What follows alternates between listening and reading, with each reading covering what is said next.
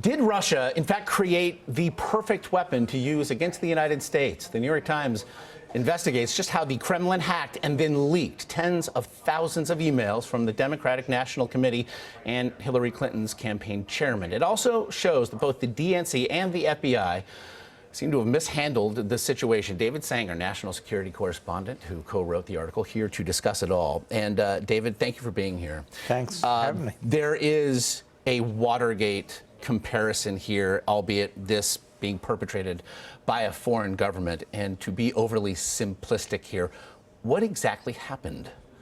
Well, the Watergate comparison is pretty straightforward.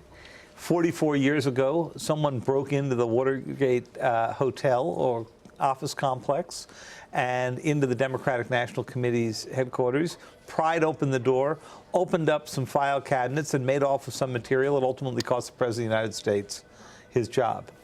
This time, they never had to go near a door, didn't have to jimmy anything, no scotch tape, no old filing cabinet. That filing cabinet's down in the basement of the DNC today, which is no longer in the Watergate. And next to it is a little Dell server about the size of your laptop. It's what the Russians went into. They got far more data out of that than the Watergate burglars ever did. Does Russia look at this today and think it was successful? We did what we hoped to accomplish. Well, you know, I don't think there's any evidence that the election would have turned out differently if the Russians had not done this. But boy, if you're Vladimir Putin, you're thinking to yourself, let me get this straight. I went in, I used an influence campaign similar to what I had done in Europe. I completely distracted the Democrats. And in the end, the candidate I was out to defeat, Hillary Clinton, for whatever reason, lost. And he paid no price so far. It certainly feels as though a checklist has been mostly checked off. I am struck by the lead of this piece, if nothing else, in so much as it seems, as you have said, perhaps, the DNC and the FBI, neither was really covering itself in glory here. It seems remarkable. Why didn't the FBI shout this from the heavens, at least inside the DNC offices?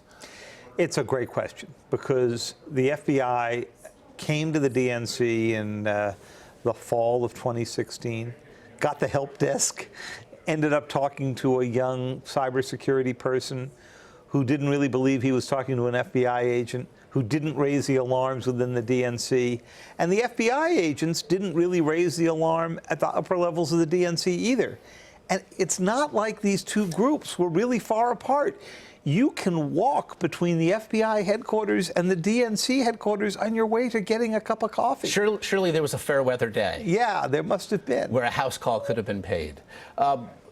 In your reporting, you wrote essentially that this was a low-cost, high-impact weapon deployed with devastating effectiveness, and that essentially this was a perfect weapon.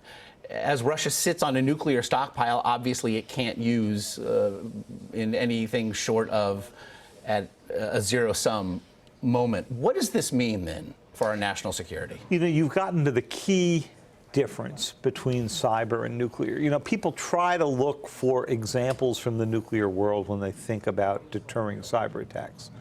And while all the questions are the same about nuclear, you know, how do you signal the ultimate destruction so that somebody doesn't use it, so forth, all the answers are different in cyber, because cyber you can turn up and down, and you can set it to be just below the level in which you're going to get a military response. And that's what the Russians did here. They knew nobody's going to go to war over some propaganda that they put out. On the other hand, it can be enormously effective. You also wrote that President Obama was briefed regularly, in fact, on this hack. Something else I think that might surprise a lot of people. Didn't name the Russians publicly, obviously didn't react in any sort of public fashion here. No retaliatory measures were taken. Why was the White House so reluctant? Well, a couple of reasons. First, they didn't want to appear to be partisan. They wanted to be entering this on behalf of the United States, but not on behalf of a candidate. Secondly, they thought the president could handle it quietly with Putin during a pull aside and a warning that he gave him in September in a meeting in China, the last time the two of them ever met. They were afraid of the escalation. If they did something before the election, They were afraid the Russians would come back and try to affect the election vote count themselves. Do you feel as though that is a decision that is rude today?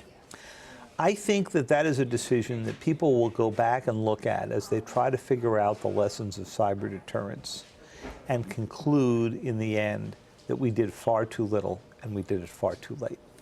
Fascinating reading. It is the front page, above the fold, no less, of the New York Times today. David Sanger, very much appreciate Thanks so your much. time Great to see you.